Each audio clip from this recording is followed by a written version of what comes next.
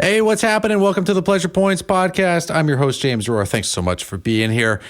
This episode, we talk about one of the questions that I will ask myself to bring myself back into a better state of flow and harmony. And it's a question that the more that I meditate on it, it seems to really be helpful to just bring me back into the person who I like to be. So I'm really excited to share this question with you, and I'd love to hear your thoughts on it. You can hit me up at pleasurepointspodcast@gmail.com, or you can follow my Instagram at Inviting in Love, which is my coaching work, or personally the at James E. Rohr. And thanks as always for being here, and enjoy the show.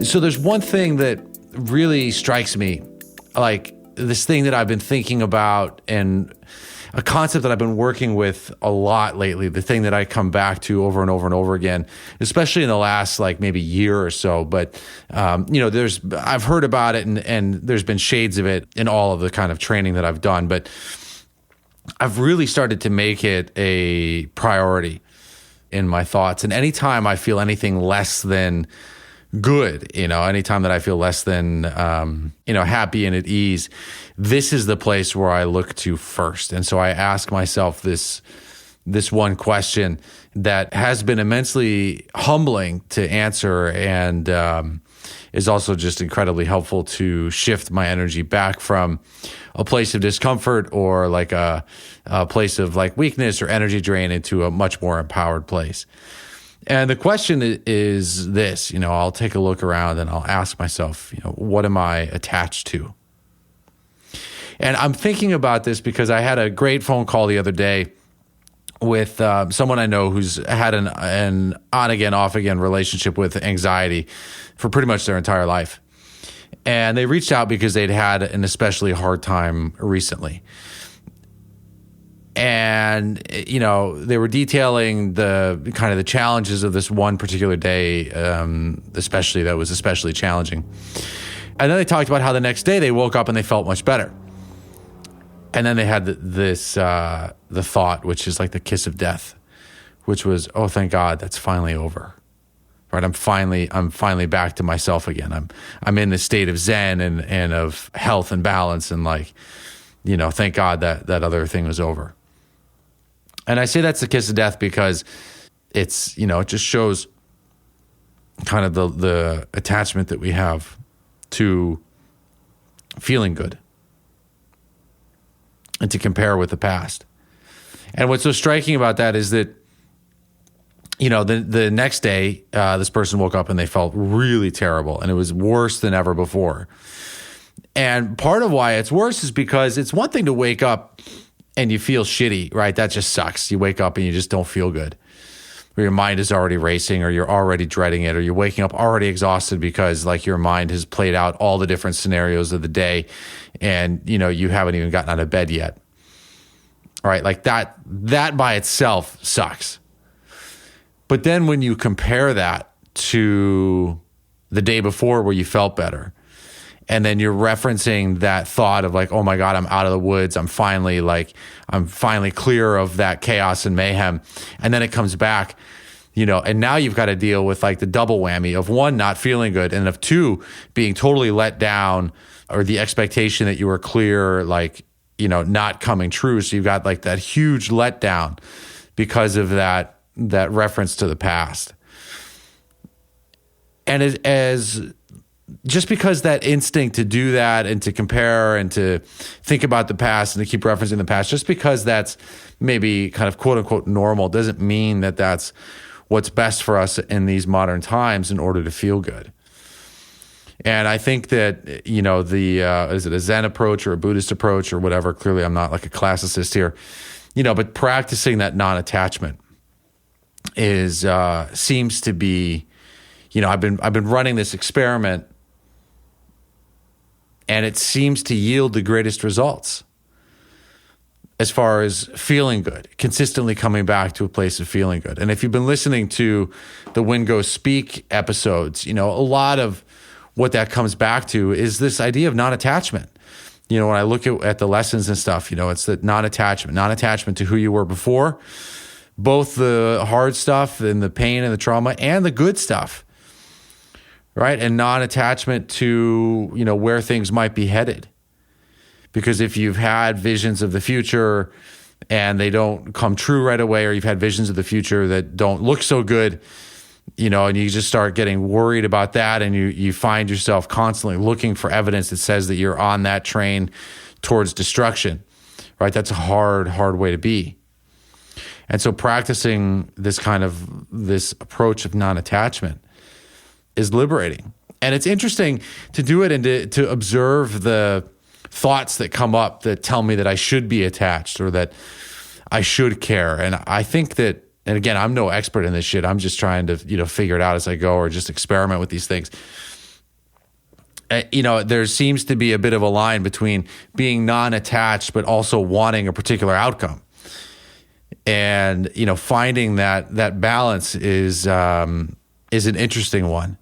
And I think that, where I come with that, or where I come from with this thinking right now, is that the letting go of the attachment, like not needing it to happen, not needing certain things to manifest in order for me to be, content or at peace, right? Being unattached to that and cultivating this awareness of the present moment and checking in with myself and all of that seems to be great, right? I don't like being dependent on anything happening around me in order for me to feel good.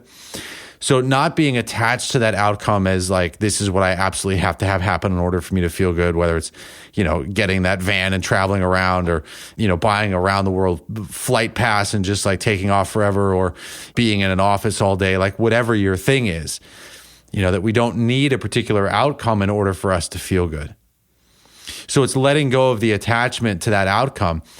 And then what that does is it seems to free up this kind of like creative energy to tap back into the sense of magic, where, you can come back to this appreciation. And, I was thinking about this because I had made some pizza the other day, and there was some leftovers, and Jen usually doesn't eat that stuff. And so all day I was kind of looking forward to having the pizza, and I went in. She was out teaching yoga, and I came into the kitchen to look for it, and the pizza was gone. And I was just like, I noticed this reaction, just being super pissed. And I was like, oh, what the fuck? And it's like, oh, I can't believe she ate it, right? And it was like, I had this expectation. I was attached to eating the pizza. I was like looking forward to it and like all of this stuff, right? But it was really funny to just watch myself get like having these moments of being really worked up about it. And then I was just like, well, what the fuck, dude? Like, what do you care about? Like, why is this the thing? And to take that step back and to just be like, oh, interesting. I was so attached to like, craving this pizza, and I was attached to having it and wanting it and, thinking about it. And I didn't tell her that, I was like so excited to eat the leftovers. Like, I mean, whatever, it's like, who would, I wouldn't think about it, but it's like, well, if I'm not going to go that far, then how much can I really, care about it or be upset about it? And then, just recognizing all of this nonsense that was wrapped up in leftovers. And this is like, we're talking about a leftover pizza here. And so it's like, we can just sort of imagine what can happen if we're not monitoring our thoughts and looking at our attachments when it comes to, a loved one who has an affair, or somebody who says they're leaving us, or somebody who you care about and then they just ghost and disappear. Right? All of that energy that can come up there, and the importance of noticing the self, and in particular, noticing what it is that you're attached to, and asking yourself, do I need this desire? Do I need to cling to this? Do I have to hold on tightly to this? Or might there be another way? I remember years ago, I had this patient who would have these massive flare-ups of pain. She had fibromyalgia and Sjogren's, and like it was complicated. And she had all of this. She would get these flare-ups, and she would feel the flare-up coming on, and then she would fight it, because the pain was just so intense and crippling. And I have no idea. I mean, years later after that, I had a horrible bout of sciatica that really messed me up for months. But prior to that, I didn't really know what that experience was like of having that amount of pain. But listening to her talk about her approach to it, is clear that, what she was doing wasn't working. And the thing that became really clear was that she was fighting it all the time, and she wanted so desperately to be pain-free and to feel good, right? It's just a normal kind of instinct. And so I just simply suggested to her, I said, listen, when the flare-up seems to be coming on again, perhaps this next time you could just run an experiment, and you could try not to fight the pain. Try not to fight those impulses that are arising. And perhaps you can just observe it. If it's like a tidal wave coming, instead of trying to paddle out and paddle through it, maybe you can just turn that surfboard around and ride that wave in. And it can be scary and big and whatever, but, it's time for a different approach. And so she looked at me terrified. She was just like, you have no idea the pain. And I said, I hand over my heart, like, I hear you and I feel it. And, what have you got to lose in trying a new approach here, which is one of surrender and of letting go and of returning back to a state of ease and flow, even though there's all sorts of pain signals happening. And, she thought about it. And then when the symptoms were coming up again, she tried it. And she told me later that she was absolutely terrified. And what happened was that she had like 5 minutes of really intense, excruciating pain. But then something interesting happened. The pain let go. And her body started to move that energy, and she started to find herself in a greater state of flow and of ease. And so what happened was that 5 minutes of really intense pain was was the new experience. Contrast that with what it used to be, which was she would fight with these pain signals and these surges for 3 days, where she would be in this heightened state, 9 out of 10 pain for 3 days, and she would just constantly be fighting with it. And instead it flipped to, a 9.5 out of 10 pain for 5 minutes. And it was, in that practicing of letting go, of taking a new approach, and ultimately of surrendering like that need to feel good, surrendering that need to fight, and to just coming back to a place of experience. And so, when things aren't feeling good for me, and when I see it with my clients as well, we can generally come back to like, well, what is it that I was attached to? And usually what we're attached to is some version of comfort. We just get annoyed when things aren't so comfortable for us. I was hungry, wanted the pizza, and it wasn't there, right? And it's like, that's annoying. And then, then we react. So, looking at how we're attached to comfort can be a big one. But, in general, just looking at like, are you attached to the outcome? Are you attached to, how this person is interacting with you? Are you attached to all of the actions that somebody does? And to start liberating yourself from that, to allow yourself to return into like the kind of the magic of the moment and expressing that creativity or gratitude, right? So in that silly example of the pizza, I was looking at that and I was like, oh, am I just trying to throw like a pity party for myself or to be annoyed? And then I was just able to come back to this place of like, hey, she was hungry, clearly, and she took care of herself. And that's it. Just let it go and be thankful that like this person that I love is taking care of herself, and she's using, the mediocre nutritional resources we had in the fridge at that time to do so.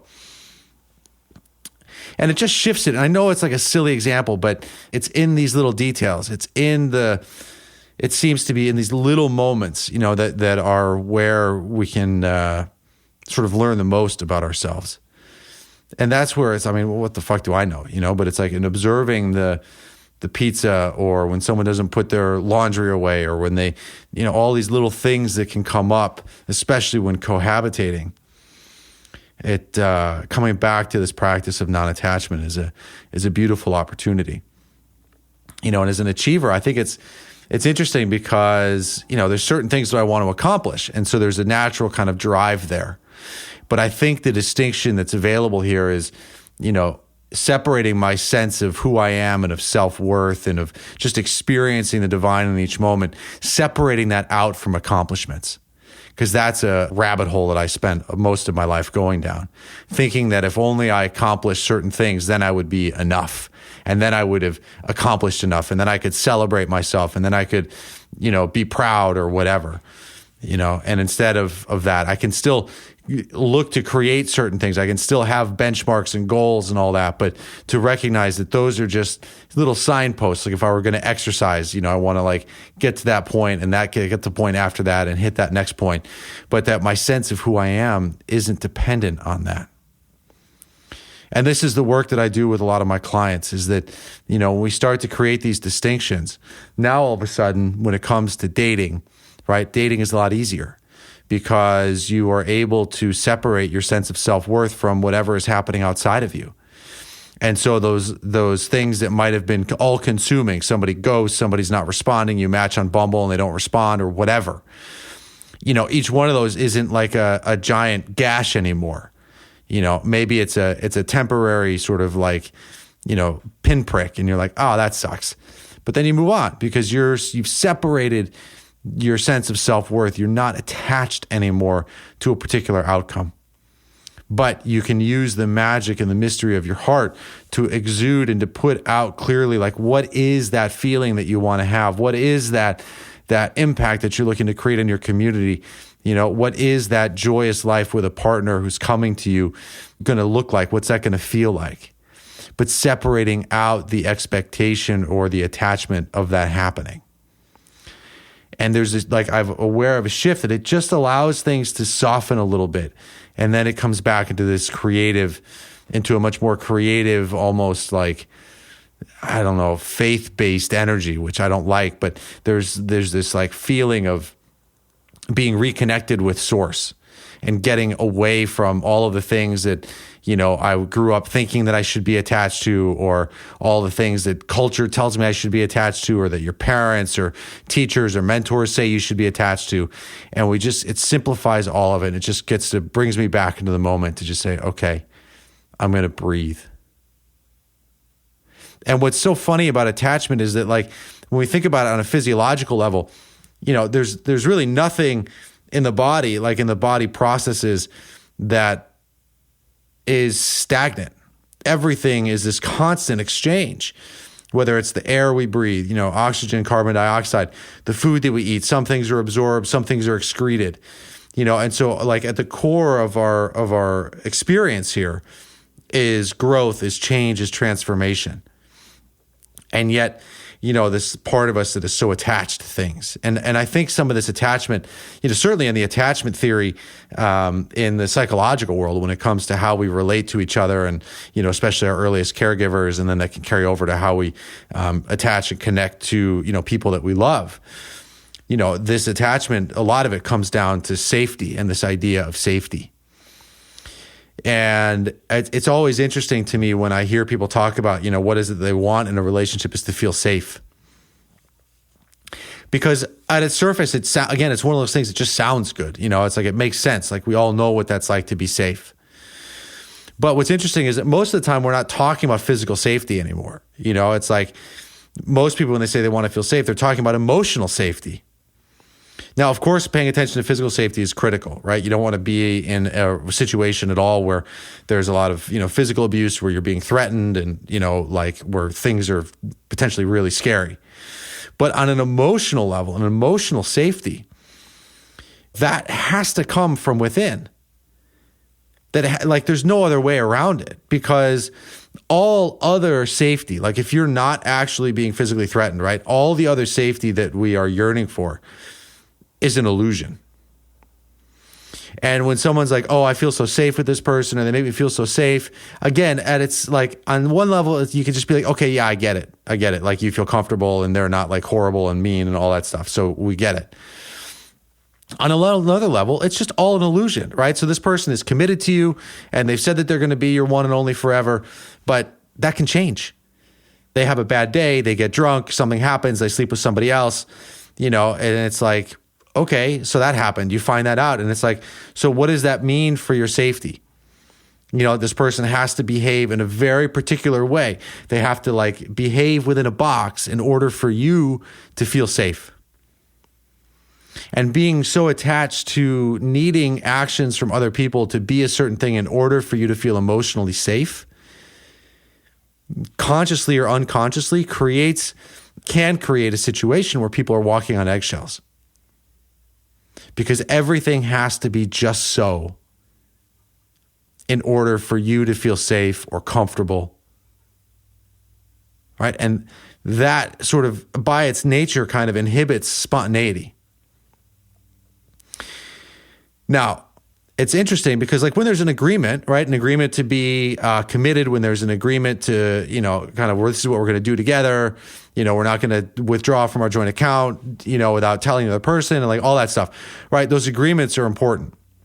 And again, those agreements are hopefully going to be enough to kind of check the moral compass and to, when you're not certain, the agreement can help to bring you back to, a time when hopefully you were like clear-headed and you made these agreements and you felt good about it and whatever. But ultimately, an agreement is just an agreement. It's a guidepost, and it's a kind of a prayer that you hope things are going to be a particular way, or that you're moving ahead, trusting they're going to be a certain way. But the safety that comes from that is all an illusion, because agreements can be broken.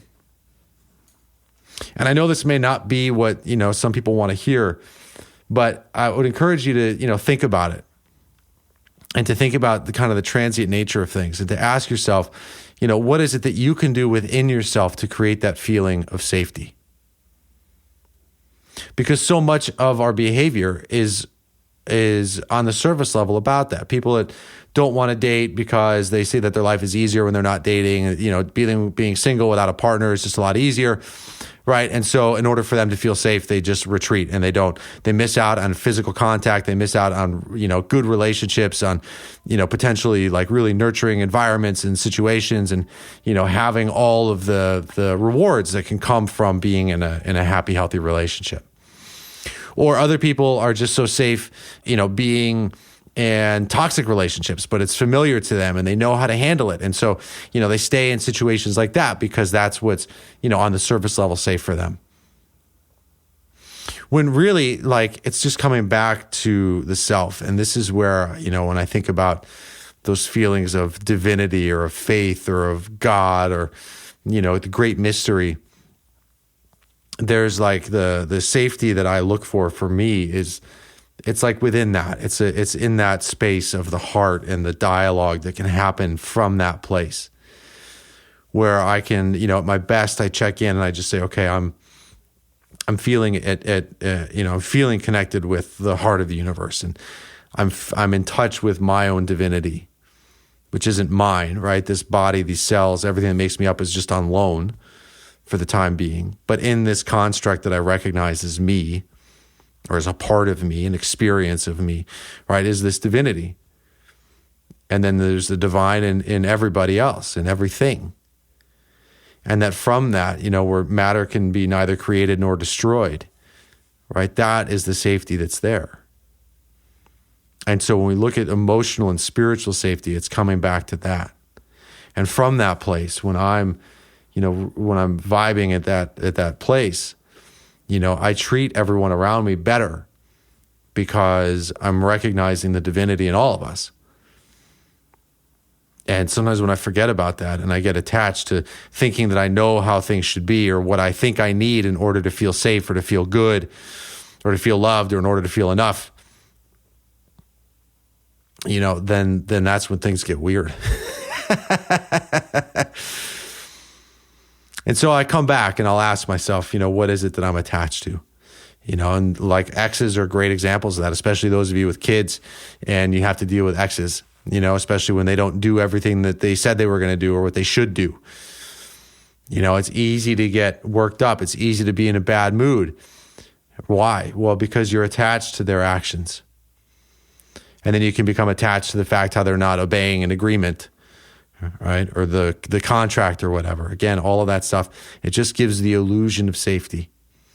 But it's when on the ground, day to day, moment to moment, what's happening, whether they're in line with the agreement or not, does that have to cause a dip in your energy? perhaps there's another way. And this other way that I keep exploring and have been really thinking a lot about it lately is this non-attachment. And it doesn't mean that we condone behavior, right? It doesn't mean that we don't ask or invite people to be accountable to what their word is. But it's the whole energy around it is one where, the heart is more free, the energy flows more freely, there's less pain in the body because we're just not feeling so attached. And those of you that have, listened to the podcast and followed the stories that I've told about, my own health, one of the big things that shifted for me was that I had to let go, or I chose to let go of the need to feel good, like physically. I was so attached to feeling good, to curing my illness, to getting the symptoms to be under control, because I was terrified. I was terrified that was going to be the rest of my life. I was afraid. I was afraid of what it would mean for my love life, for my earning potential, for my ability to be a practitioner, and just for my own longevity. I was terrified.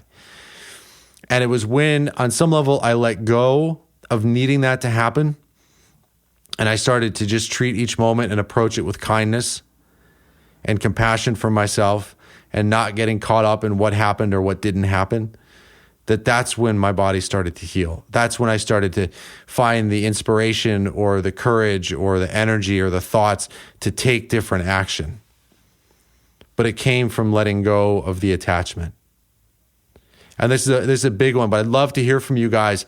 Have you done this? Do you do a practice of this? What have you let go of in your life? What are the things that you come back to and get attached to that consistently trip you up? Hit me up either on Instagram. You can do it at Inviting Love, my new Instagram there, or shoot me an email at pleasurepointspodcast@gmail. And I'd love to hear your stories about, what your experience is with attachment and non-attachment, what trips you up, if anything, and what gains have you found in your life from doing this practice. So thanks as always for being here, and I'll catch you guys next time.